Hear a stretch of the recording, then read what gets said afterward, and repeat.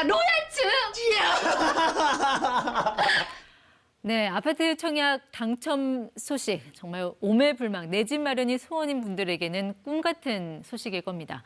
정부가 앞으로 3년 동안 10만 가구 규모의 사전 청약을 추가로 진행하기로 했습니다. 과연 실수요자들의 기대를 어느 정도 충족시킬 수 있을지 우병탁 신한은행 부동산 자문센터 팀장과 짚어보겠습니다. 팀장님 안녕하세요. 네, 안녕하세요.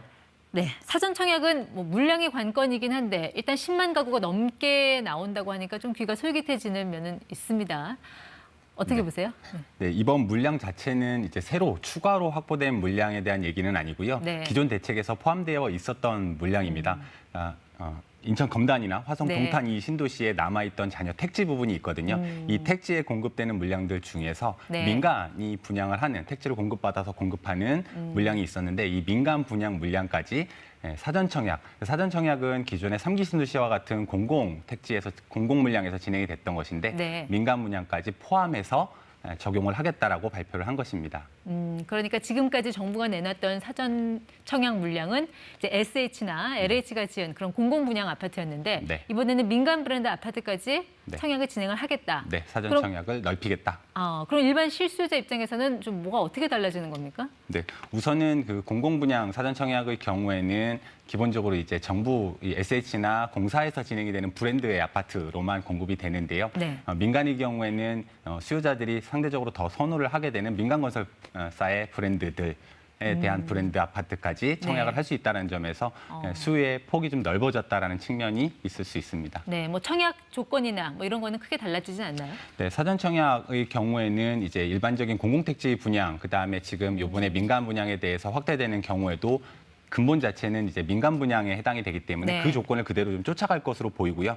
다만 이 사전 청약으로 진행되는 세부적인 절차나 프로세스의 경우에는 네. 다시 이제 세부적인 내용이 나올 때까지 좀 지켜봐야 될 것 같습니다. 사실 앞서 그 3기 신도시 1차 사전 청약 같은 경우는 입지가 좋아서 네. 흥행에 성공을 했는데 이번엔 좀 입지가 어떻습니까?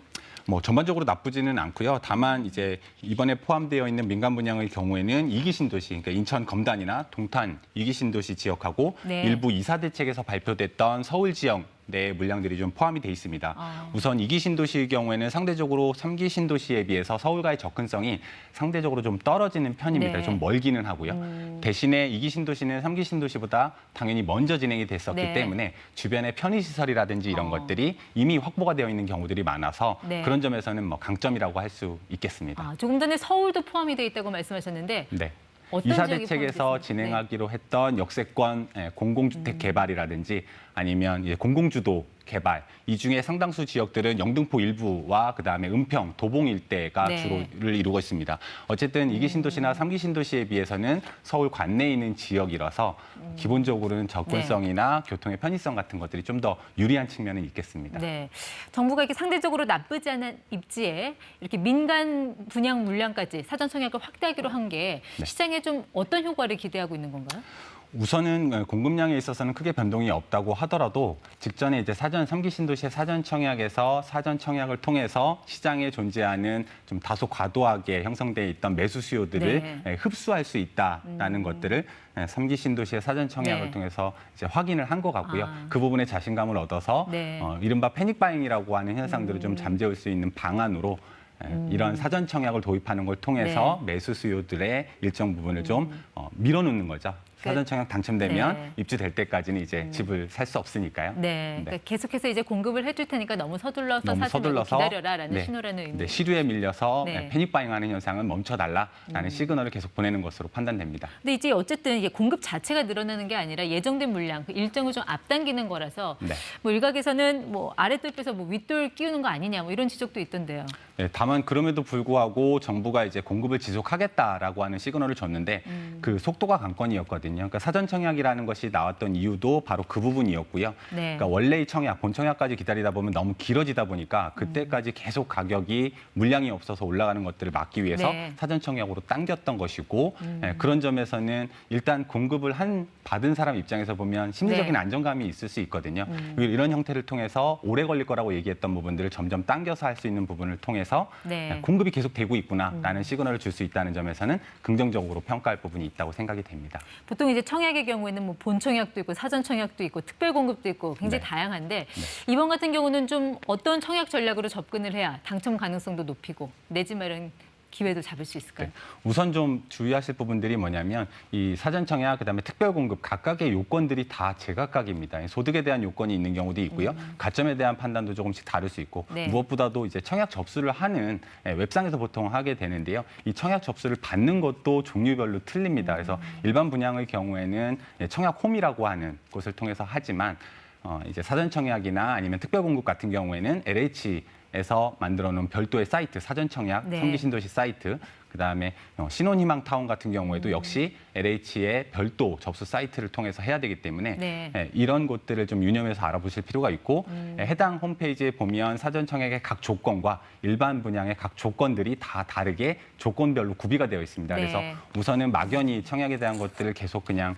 웹상에서만 알아보시기보다는 이런 청약 조건들을 해당 사이트, 청약홈이나 사전 청약 사이트에 들어가서 조건들을 가지고 다시 한번 꼼꼼하게 따져보시고 가점도 다시 살펴보실 필요가 있겠습니다. 네.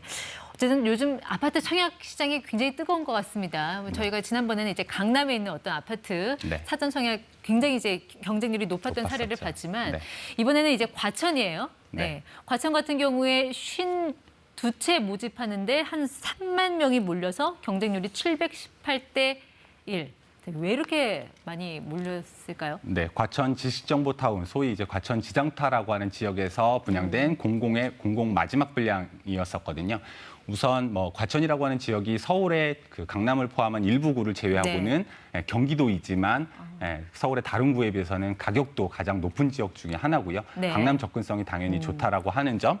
거기에 이제 이번 52채 모집에 몰렸던 이 S8 블록의 경우에는 네. 그 역사가 예정돼 있는 곳과 그렇게 멀지 않고요. 중심 상업 지역들, 그러니까 편의시설들이 있는 곳이죠. 거기에서도 굉장히 근접한 곳이었었습니다. 그래서 요즘 왜 과천을 뭐 준 강남이다 이런 표현도 쓰잖아요. 네, 많이 하죠. 그 과천 그 정부 청사 일대에서는 정부의 공급 대책이 뭐 주민들 반발 때문에 조금 좀 삐그덕하는 소리가 났는데 네. 좀 어떻게 정리가 됐습니까? 네, 우선 과천 정부 종합청사에 공급하기로 했던 물량은 지자체와 그다음에 지역 주민들의 반대 의견들이 좀 있었고요. 네. 이런 부분들을 감안해서 우선 해당 청사 자리의 공급은 일단은 미뤄두고 대신에 이제 과천 지구 내에 자족용지라고 해서 네. 개발이 좀 유보됐던 곳들이 있습니다. 그러니까 주변 편의시설을 만들겠다라고 예정돼 있던 곳에 주변으로 다 이제 모아서 3,000호 정도를 공급하기로 했고 그다음에 신규 택지로 과천 가련동 일대 1,300호를 추가 공급하기로 했습니다. 뭐 지도에도 나와 있지만 노원구의 저 태릉 골프장 여기도 좀 시끄러웠잖아요. 네, 맞습니다. 비슷한 상황이었는데요. 그 골프장 위에 집을 짓는다라고 해서 굉장히 좀 이슈가 됐던 지역인데